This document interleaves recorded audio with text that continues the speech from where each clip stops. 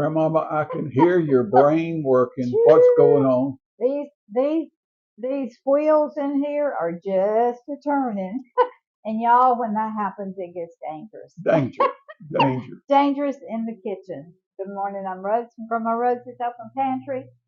And I was straightening and cleaning out my little freezer that I have down here. We have two in the back, that one we keep vegetables and pecans in, one we keep meat in.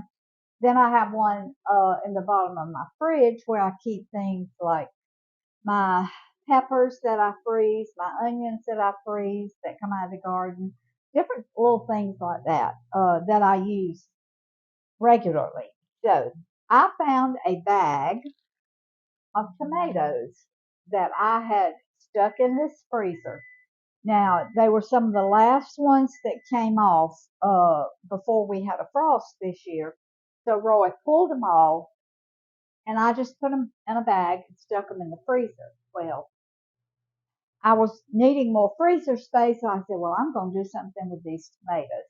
So what I've done, I have put them in, and I've already got some of them in my pot, but I just put them in some warm water, and I want to show you this. Once you freeze tomatoes, that peeling just slides right off. I mean, they're still half frozen, but that peeling will just slide right off. You don't have to put them in boiling water like you do when you bring them straight in out of the garden and you're going to can them or make soup or something with them. So that peeling just slides right off. Then I take a knife and this little uh, end right there, I just cut it off and I put it in my pot. Now I've got all kinds of tomatoes because, like I say, these are the last ones that we picked. And I put them in the freezer with stems and everything. So I just pick these stems off. Now, if the peeling slides off of these little tomatoes, that's fine, but I'm not worried about the peeling on my little tomatoes because Roy and I'll take my immersion blender if it's uh too much peeling in there, but we don't really worry about that when I'm making soup. So and this water is really cold. So you just pull that off. See how that peeling just slides out of there. Okay, let me do another one. Now this is a bigger one right here. And some of them are half green. That's fine because it just gives a little bit more flavor to your soup. Oh, I didn't tell you what kind of soup we were making, did I? Well, you've heard of taco soup? Well, this is pizza supreme soup. Roy said, honey, do something with pepperoni. I said, okay. If you can have taco soup, you can have, well, I think he's the one that said pizza soup. I said, okay. All we can do is try it. It's got to be good because it's going to have tomatoes and it's going to have Italian seasoning, pepperoni. I've got pepperoni right here. I've got some ground beef that I'm throwing in the microwave. I'm going to brown it. I've got some regular red and orange and yellow peppers right here. And I've got some hot jalapenos right here. So I'm going to use a few of them. But we're not going to make it hot. No, we're not going to make it hot. We just want the jalapeno Yeah, flavor. just a little spicy. And jalapeno does give it a really good flavor. Now, if you like the hot, you can make it hot. Yeah, you put as much as you want. You can put, if you don't have the jalapenos, put red pepper flakes or put cayenne pepper, just whatever you want to do. So, but I just wanted to show you how easy it was once you freeze your tomatoes just to get this peeling. I mean, it just slides right off. So, what I'm going to do now is I am going to finish peeling these tomatoes. Then I'll come back and I'll show you. Oh, an onion. We got an onion. I'll show you how I'm going to cook my tomatoes first until they get almost done, and then I'll add my all my other ingredients. And that's probably going to take, I don't know, 30 minutes or so because I'm going to want to cook them down a little bit. So 30 or 45 minutes, and then we'll be back and I will show you exactly how we're going to make this pizza supreme soup. You back at it, Grandmama? I am. All right, y'all. My tomatoes have cooked and they have cooked down, and that's what I wanted. So what I'm going to do is I can some Italian tomatoes. Really, this is Italian tomato soup that I can this year in August. And so because they cook down so much, I'm going to add that can of my jar of Italian tomato soup. But you intend for this to be really a thick tomato. Yes, Don't you? yeah, it's going to be thick. See how thick that is? Mm-hmm. That's how I want it. Yeah, I don't want it thin. I want it thick. All right, now I've got my, now this is ground venison right here. You use ground beef, ground sausage, whatever you want to put in yours, but we have lots of ground venison. Well, we have lots of deer in the freezer. So anytime I get a chance to use mine, I do. And I'll put it in spaghetti, I'll put it in chili, I'll put it in soups. So that's what I'm using this morning. So I'm going to brown that. And while this comes back up to temp, I had turned it down because Roy's been outside. So I'm turning it back up now. I'm going to let it get back up hot again. And I started cutting up my pepperoni, and I want it in like bite-sized pieces. So I cut it in half, and then I just cut it in quarters. So that way you get a good-sized piece of pepperoni when you get a spoonful. And that is 1 cup. I may do more than that. I'm not sure. I cut up a half of an onion and put in with my tomatoes when I started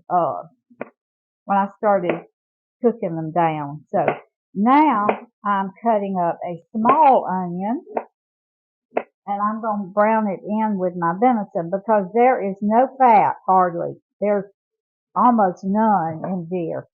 This deer meat is so healthy and so good for you because it has very little fat in it. So we use it whenever we can. And the way my son-in-law processes his, it has very, very little of that strong wild game flavor to it. He learned years ago how to take that out. So, alright. And we're going to have, I've shown y'all how to do Lacey cornbread. This morning I'm going to show y'all how to do hot water cornbread. And to me, it is just as good as the Lacey. Roy says no, but I say it is. So, alright, you want to come over here, baby? Alright, I've got my onions, and because there's not much fat in here, I'm going to also put my onions, and I'm going to cook my onions in with now these are frozen. I may have to pop them in the microwave a minute, but maybe not. If I can get them out of this bag. They freeze together, but that's okay, because when you cook them, they just come right apart. And I'm not going to put a whole bunch. That may be enough. That's probably a quarter of a cup of chopped up. And these are mostly red ones here. Uh-oh. All right. One thing about an iron skillet, if you hit it, doesn't hurt a thing, does it? No, it's not. You know how many iron pots they make in the United States like this iron skillet? A day? 2 million. What? I don't know why that popped up the other day. Goodness.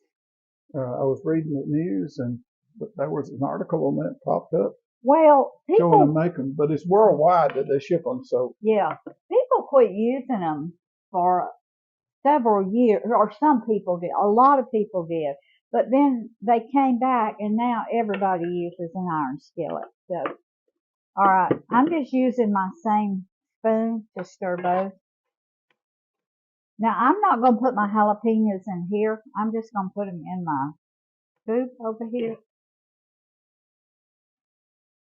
All right. This is beginning to get me hungry. I know. Mm. All right, I'm going to taste this to make sure it's got enough salt, pepper. I know I'm going to put some Italian seasoning and some basil. I love basil. Basil is one of my favorites. So I'm going to taste this and see if I need to add salt. Oh my, woo!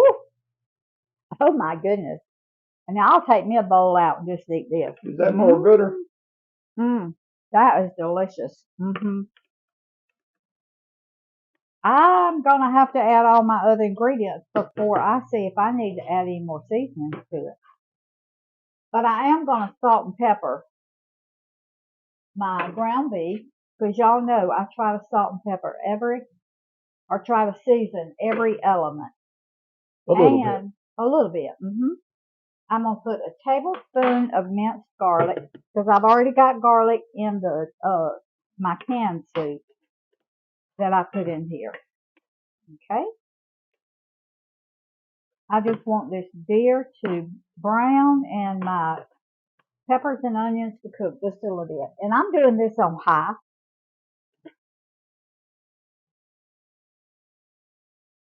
All right, I'm going to go ahead and add my jalapenos to my soup over here. That way I better do this by the tablespoon, hadn't I, baby? Because these were real hot. I wore gloves when I cut these up this summer because, and I probably told this story when I was cutting them up, but several years ago, we grew jalapenos in the garden, and we had lots of them, and I was cutting them up to freeze. Well, they were not burning my hands while I was doing it, and I was just like this, and I was cutting them, I was taking the seeds out. Well, about probably an hour after I was into the process, my hands started burning. They started burning so bad, and I probably did 5 pounds. And it took me, I soaked them in milk. I tried everything, and it took about a week for my hands. They blistered up just a little bit right on the tips of my fingers, just a little bit, not enough to keep me from cooking or going about my daily chores, but that taught me a lesson. Tell them what you found when they were burning so bad when you first started. What did you use? You remember? I do not. It was tomato juice. Tomato juice will stop the acid on the yeah the peppers if you ever get into trouble out there. So I would just take tomato juice and soak my hands in it. But when I take them out, they start burning again. And it took, after a couple of days, they were better, but it took a full week for them to really get to where they the damage was done by the time we stopped the burning. To get where they weren't sore. Yeah. So y'all, if you're dealing with hot peppers, I suggest my tip for you is use gloves. All right, I'm going to put 1 tablespoon in here. She was hard to live with for about a week, let me tell you. She didn't want to scrub floors on her hands and knees. None of that stuff that she's supposed to do. She didn't want to do it. Did not. All right. That was 1 tablespoon of jalapeno peppers. Now, I may not use all of this. I am making messes today. All right. Shoot, that looks good enough. If we were doing a crust, we could just pour that out. I'm telling you. All right, I'm gonna go ahead and put because everything is done. I'm just letting the flavors blend together, and I may do more pepperoni than that. I don't know. I need to take that off the burner, clean up my mess.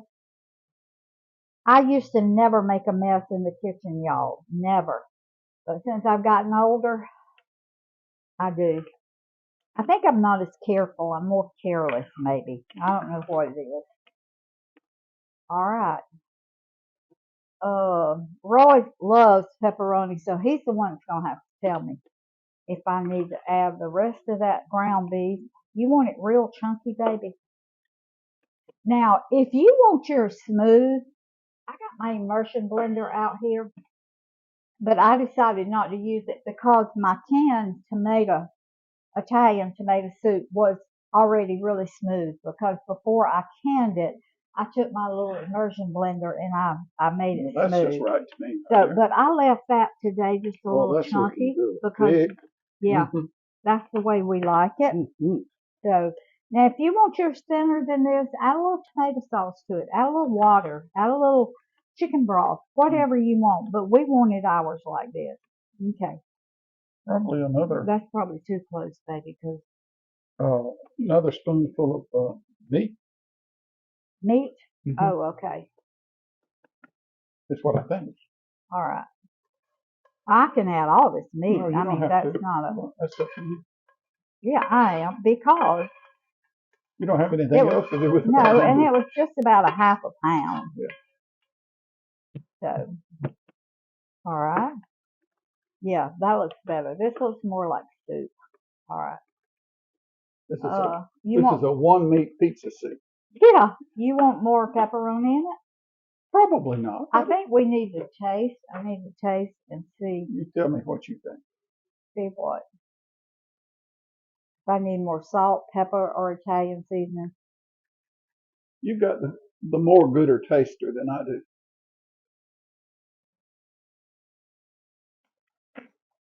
It needs basil.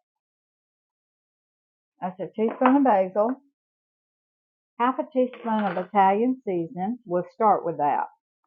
It's got plenty of garlic in it, because there was garlic in my soup and this garlic. I put garlic in my ground beef. Okay. I taste no heat, so I'm gonna put. That's 2 tablespoons. You cut all the seeds and that white stuff out of those. I did. Peppers. I did. That's the reason your fingers were burning so bad. Yeah. The juice and the seeds. Yeah. But this will give it a jalapeno pepper flavor without it the will. Heat. It will. I try to plant some jalapenos that don't have the heat. They're called cold jalapenos. Cold jalapenos, but I didn't plant any last year. So. We love the flavor of jalapenos. Sometimes they're just so hot. But of course, they're cool compared to what they've created now. They'll just, set the house on fire as far as peppers. Wow. Perfect. That was 2 tablespoons, and probably that would be what? 2 jalapenos, a half a jalapeno. You can get big old jalapenos. You can get little ones. It's according. So you just 3. So you just put whatever you want in yours. Yeah, 2 to 3. Well, it's according how big they are. Yeah. And I have found the red jalapenos are hotter than the green jalapenos. So, all right, that's enough Italian seasoning and basil. That's enough garlic. I'm going to turn this down to really, really low. I'm going to let it cook 10 or 15 minutes. I'm going to wash up my pot here, and we're going to make some hot water cornbread. Be right back.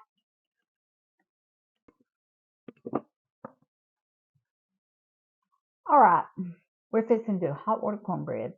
I've got plain cornmeal in here. Plain cornmeal is cornmeal that has no leavening agent, no salt, no anything. But I'm fixing to put salt in mine, and that's up to you. You can if you want to. A lot of people don't put salt in it, but we like a little bit of salt. That was probably less than a quarter of a teaspoon. Now this is hot water, but it's hot straight out of my tap. And I've got a cup of cornmeal in here, and this is 2 cups of water, so I'm probably not going to use it all. And I've got my grease on back here, getting hot. Now, if you get too much water in it just to begin with, add more cornmeal. But this is about the consistency right here. Lacey cornbread, you want it thinner than this, but this is about the consistency. And that took, for 1 cup of cornmeal, that took, let me see.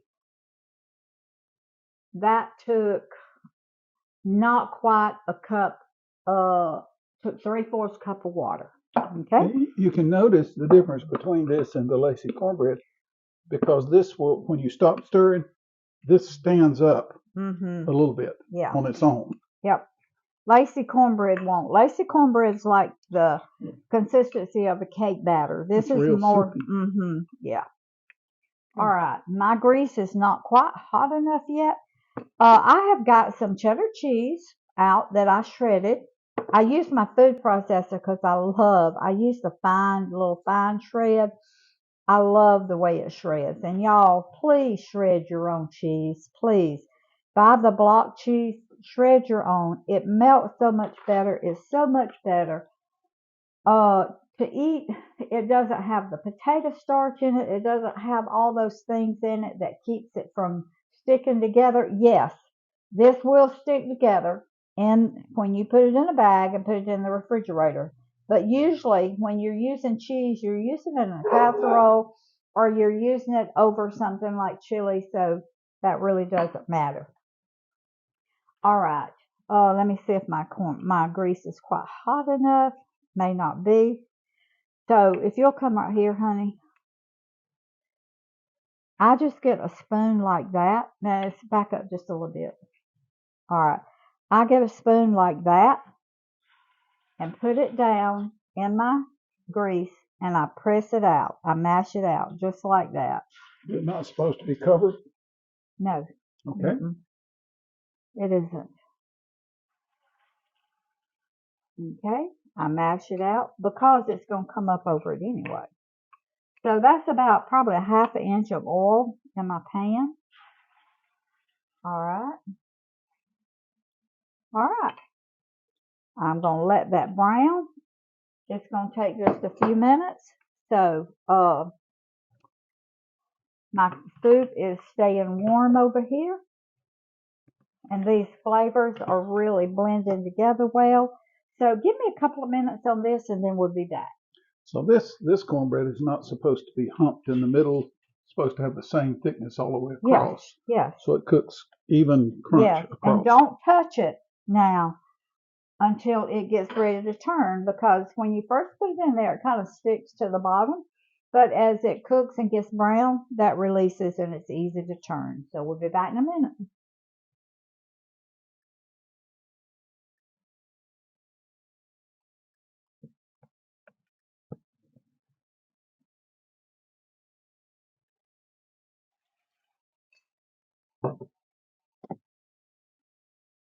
I want y'all to look. Look at that. Hot water cornbread. And it is hot, but y'all, I don't know if you hear this. Then you head over towards your microphone. That won't pick it up. Y'all, that is so crunchy. And so good. When you say that's better than Lacey cornbread, I think you're giving people false advertising. Well, maybe I did say I liked it better. It is. And I do. Delicious. I really like it. So, all right. We got a few more pieces here. And then we're going to be ready to eat because it's almost lunchtime. We may not eat yet, but at least we will come back and we'll give you a taste test. This is hard work, but somebody has to do it. Okay, y'all. I'm reporting for duty. All right. This is our Super Supreme pizza soup. Now, Roy's got Italian cheese on his, and this is our hot water cornbread right here. Now, you talk about good. Look at that. See, it's not Lacey, but it's hot water. It's still thin a little bit, but now this one's a little bit thicker. That's the way I like them, like that.